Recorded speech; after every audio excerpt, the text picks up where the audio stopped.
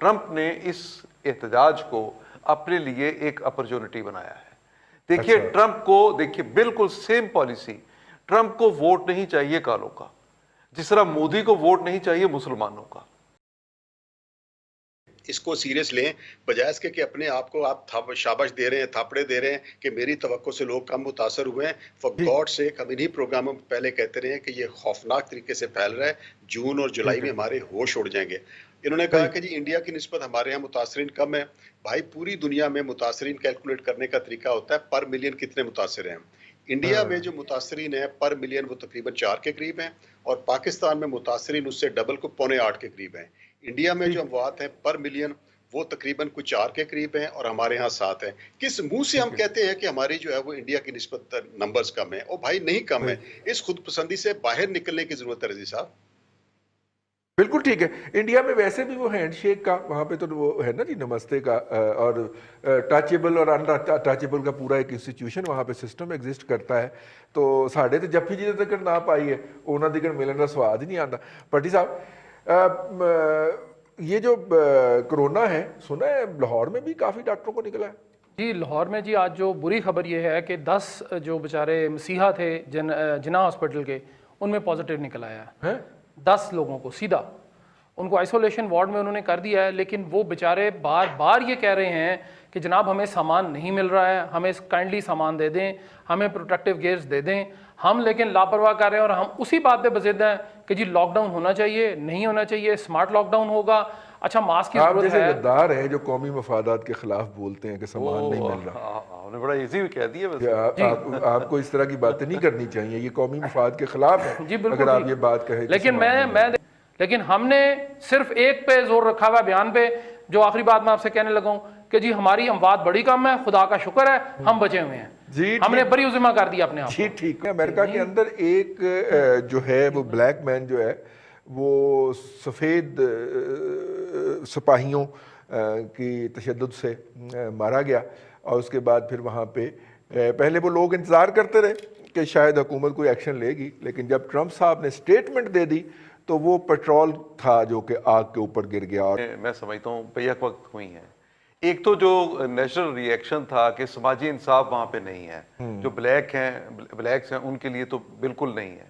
اور دوسری بات یہ ہے کہ ان کی جابز نہیں ہے. تیسری بات یہ ہے کہ ان سب کو، زیادہ تر لوگوں کو اتنا پسماندہ کر دیا گیا ہے کہ وہ منشیات کے عادی ہو چکے ہیں.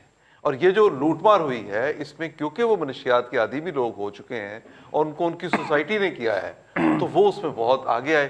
اچھا اگرچہ اس میں جو سفید فام ہیں جو وہاں کے، انہوں نے بھی، لیکن وہ ہیں جو نسل پرست نہیں ہیں، ان لوگوں نے آ کے تو احتجاج میں انہوں نے بھی اس دفعہ شریک ہوئے ہیں. پر یہ دیکھیں نا کہ ابھی جو کرونا تھا اس میں کالے جو ہیں ان کے مرنے کی جو ریشو تھی وہ کیا تھی؟ 1 اور 3 کی یہ ریشو تھی. تقریباً 60% جو ہے وہ بلیک مرے ہیں وہاں، وہ بلیک مرے ہیں. جی بالکل اچھا صحیح کہہ اب یہ ساری کی ساری چیزیں جو ہیں یہ ان کے لیے وہ اسباب پیدا کرتی ہیں جس کی وجہ سے وہ احتجاج پر اس طرح مجبور ہوئے. اور دوسری طرف جو رویہ وہاں پہ ہے وہ ٹرمپ کا. لیکن میں یہ سمجھتا ہوں کہ ٹرمپ نے اس احتجاج کو اپنے لیے ایک اپرچونٹی بنایا ہے. دیکھیے ٹرمپ کو دیکھیے بالکل سیم پالیسی. ٹرمپ کو ووٹ نہیں چاہیے کالوں کا، جس طرح مودی کو ووٹ نہیں چاہیے مسلمانوں کا. اس نے جتنی پاپولیشن وہاں مسلمانوں کی ہے اس کو ڈکلائن کر دیا اپنے ووٹ بینک سے. نہ ان کو ٹکٹ دینا ہے، نہ ان کو ووٹ لینا ہے، اس کو کوئی بڑا انٹرسٹ نہیں ہے اس سے ہندوستان میں.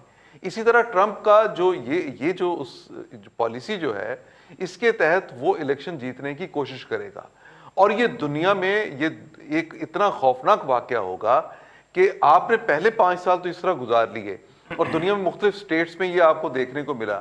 لیکن اب اگر دوبارہ ٹرمپ الیکشن جیتتا ہے اور اسی طرح اور اس بنیاد پہ الیکشن جیتتا ہے کہ اس نے نسل پرستی کی بنیاد پہ اس نے اپنا ووٹ بینک جو ہے اس کو اکٹھا کرنا ہے اور وہ سارے کا سارا ووٹ لینا ہے. ڈیموکریٹک پارٹی کی وہاں پہ حیثیت مجھے لگتا ہے سیم اسی طرح ہو جائے گی جس طرح انڈیا میں کانگریس کی ہوئی ہے. اچھا سو یہ ایک پالیسی بالکل بن سکتی ہے وہاں پہ، کیونکہ وہاں پہ اکثریت میں وہ لوگ ہیں جو جابز کے نام پہ، جو اپنے مفادات کے نام پہ، جو نسل پرستی کے نام پہ امریکہ میں، اور جو کرائسس اب آیا، جو معاشی بحران آیا کرونا کی وجہ سے، اس کے بعد تو بالخصوص وہ چاہیں گے، ہر شخص امریکہ میں ہی چاہے گا مفادات حاصل کرنا.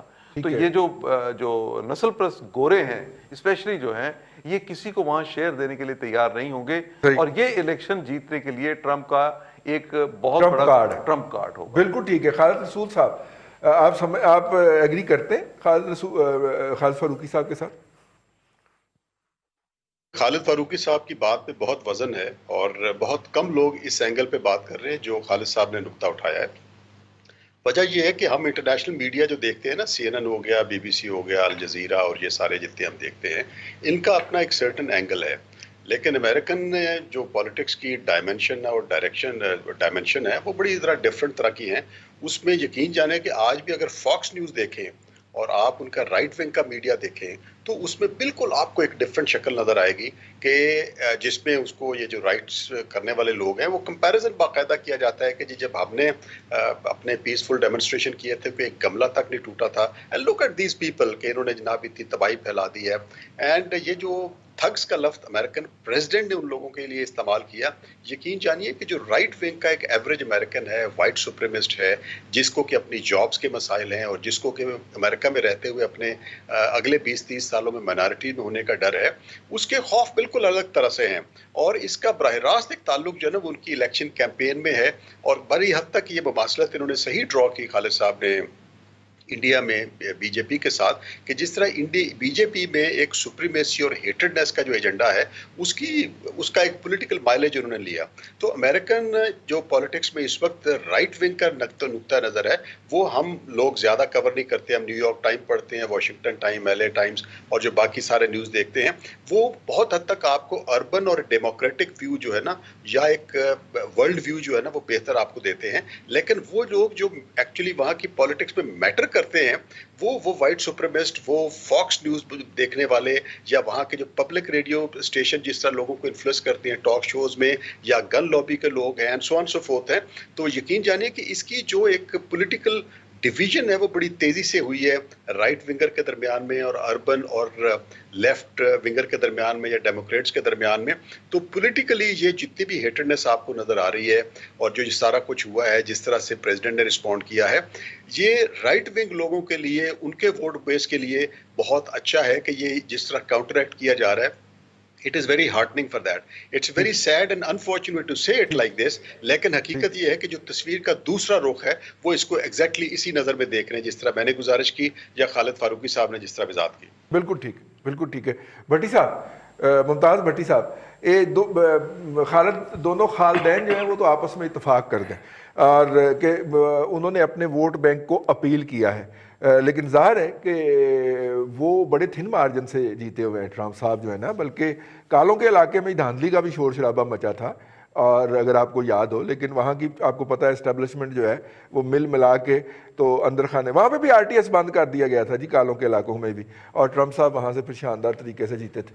تو میرا مطلب ہے کہ از اٹ سو کہ کیا دوسری سائڈ اس کو پولیٹیکلی انکیش کر پائے گی Joe Biden and company?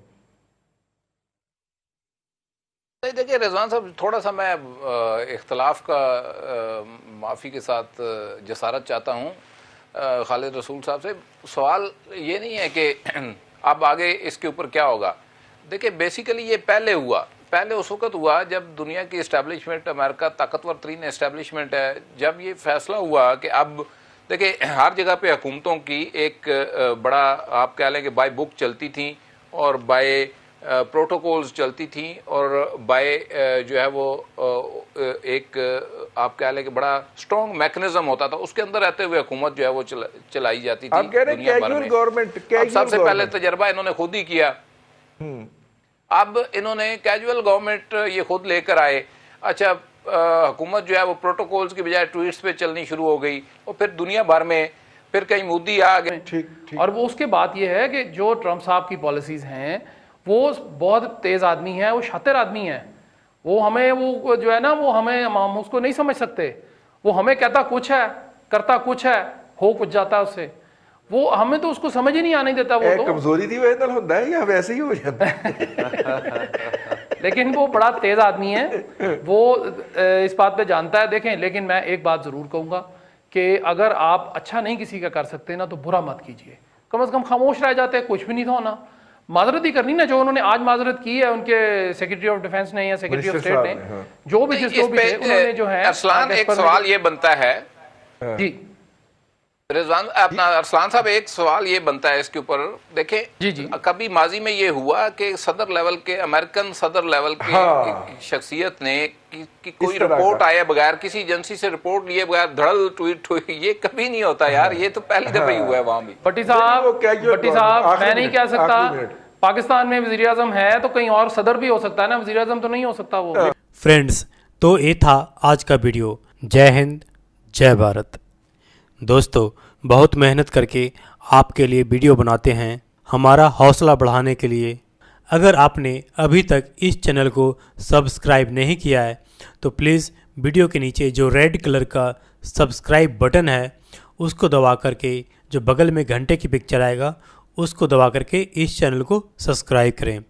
Friends, इसका कोई चार्ज नहीं होता है, बिल्कुल फ्री है, तो दिल खोल करके बेहिचक आप इस चैनल को सब्सक्राइब करें। साथ ही साथ इस बात का ध्यान रखें कि जब आप सब्सक्राइब बटन पे क्लिक करते हैं तो वो जो रेड है वो ग्रे कलर का हो जाता है, यानी ग्रे है तो आपने सब्सक्राइब कर लिया है। Thank you for watching. जय हिंद, जय भारत।